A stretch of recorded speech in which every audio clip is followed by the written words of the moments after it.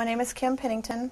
I teach AP U.S. History and International Studies at Westmore High School, which is a suburban school district outside of Oklahoma City. And I use EHL in both my courses. I use it in International Studies and I use it in Advanced Placement U.S. History.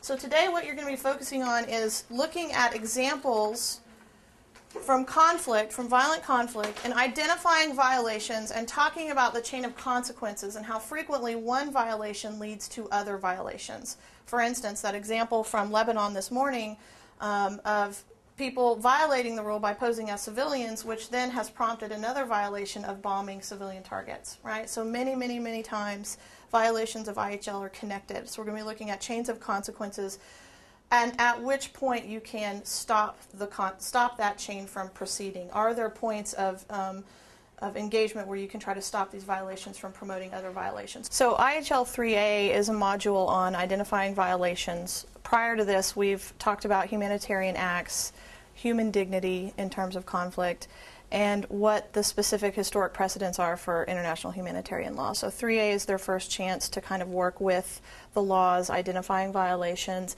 and talking about the chain of consequences and how one violation leads to another violation leads to another.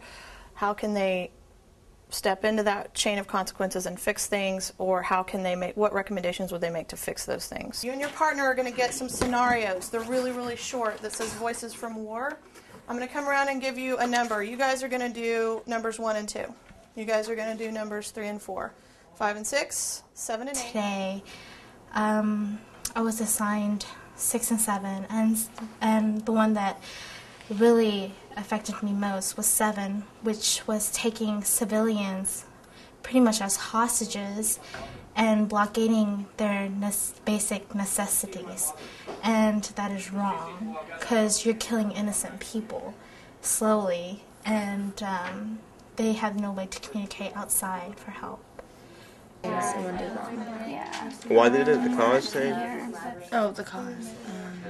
Because they were afraid that the prisoners might The cause confess what happened. Once when I murdered them, but the reason why they treated that inhumanely was... Because they were afraid that they might tell what they did someday.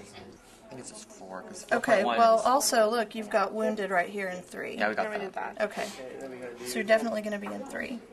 Let's see, using civilians to shield military targets. I think 1.5, don't you? Because by burning all their crops. Yeah, 1.5 would be starvation.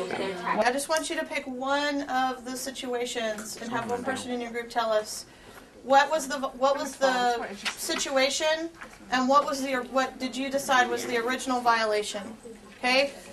And most importantly, what was the cause? What did you put down for the cause or the reason? Ours was at the number 7, which is a village blockade.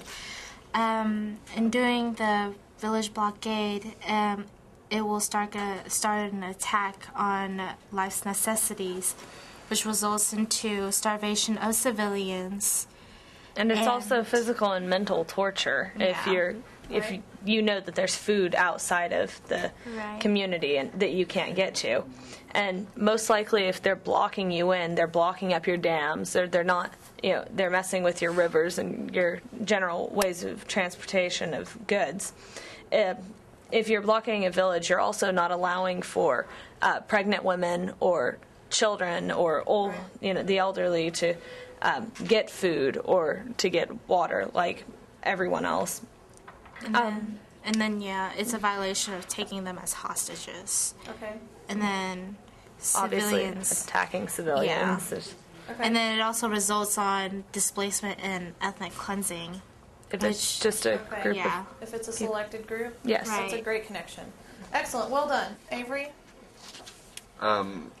Statement number 3 was from a field commander, and he said that if he had information that people were killing his prisoners, killing his soldiers, then whoever he captured, they'll pay for it too. They'll pay? Right. Okay. And so basically, the prisoners that he had would be killed or harshly treated. And the reason was because they were doing the same thing, and it violated 3.1 and 3.5 and 3.4 and 3.8.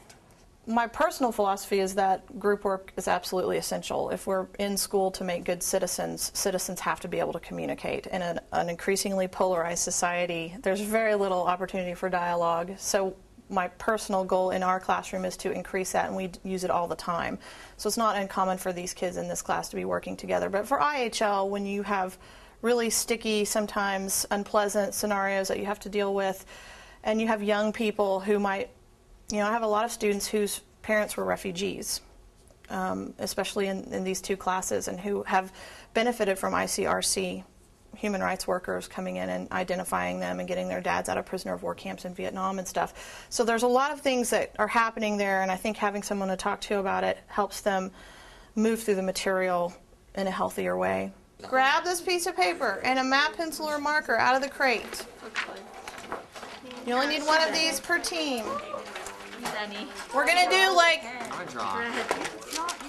a graphic representation of this, and I need you to use as much of the page as possible. We did the small poster where they have to make a visual representation of the chain of consequences, and on the back side of it we had them list what recommendations, and then we put those onto a group list, what the recommendations would be to stop these abuses from happening.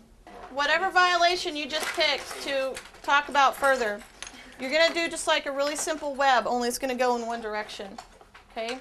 And you're going to put in big letters at the top of your page what the original violation is that you just discussed. So was it poisoning civilian water? Was it assassinating or killing prisoners of war? Whatever you determine to be the initial violation, put that in the top box. All the potential violations that could occur as a result of that. So what you don't want to put here is like poisoning the water of civilians. Result, civilians will die. We know that already. Okay? I want you to put what the potential violation that would happen as a result of that, as many as you can come up with, and then if that potential violation happens, what are the potential violations that might spring off of that? So what we're looking at is the escalation of violations from one original to as many as you can come up with that might, so as big of a web as possible, but do it in kind of like a downward motion. Right here, wouldn't we add in 3.6, which is taking hostages? Because that's practically what they're doing. Yeah, taking hostages. So that could be right here. That could be off of any of this, or it could link to all of them. I would think right here. Off of the vulnerable groups. Yeah. Maybe we could leave the civilians alone. Yeah, that's what they're saying. How can you tell the difference between civilians and guerrillas? You wouldn't want to be so obvious as to say, get a uniform. Civilians are going to bomb somebody? Well, I don't. The civilians would. Do you have a bomb in your house? Like, you're a civilian. Are you just going to come up with this bomb out of your closet? Maybe. What if you're a civilian in an area and the enemy has systematically starved you or blocked the roads? Are you going to become more militant about this conflict? Yes. Are you going to support other soldiers that might help you? Yeah. So in this situation, you've got a consequence that leads to civilians becoming more intimately involved in the conflict. They might then take up weapons, right? So you're actually increasing, a consequence of this would be increasing civilians as combatants, the increasing use of civilians as combatants. I think they get it. I think these kids probably at first thought it was an easy assignment.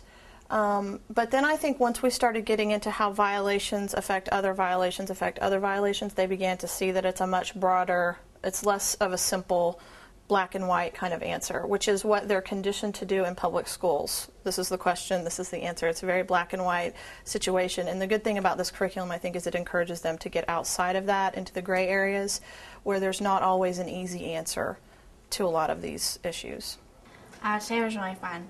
We learned all about the International Red Cross and the Geneva Accords or whatever, and all the different rules and how you can violate them and stuff. It was really interesting. It actually made me want to kind of pursue becoming a Red Cross volunteer. Just all the different stories that you hear. My take on this curriculum is that it's incredibly relevant, and when I first introduced this curriculum to my students, a lot of them said, well, why do we need these rules? They're not necessary. If you have some groups that don't follow the rules, then why should any group follow the rules? And after the last couple of days of working through this curriculum, I can see already a change in their understanding of how the rules work. the difficulty for these students is living in a suburban, relatively affluent world. They have very little information on this. They don't understand what it's like to be a civilian in a combat world.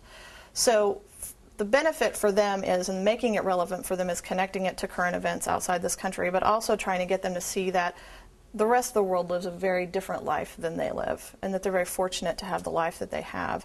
So to me, I think, and when this class hit upon in the lesson today that public education was part of it, if any of these kids went to basic training or joined the military and then they didn't get their battlefield ethics training, this might have been the only class that they got it in. So there's all sorts of ways that I think it figures in, and I hope that they've picked that up now. I think that they have. Oh, it's so important to learn, especially this generation, to know what happened in the world and to know what's still going on, and all the stuff that the Red Cross does to aid people. I think it's very important to learn, especially when you're this young. You know, if you wait too long to learn it, it might not matter as much to you, but if we're being raised in high school and learning this now, it's going to help us in the future to become better citizens.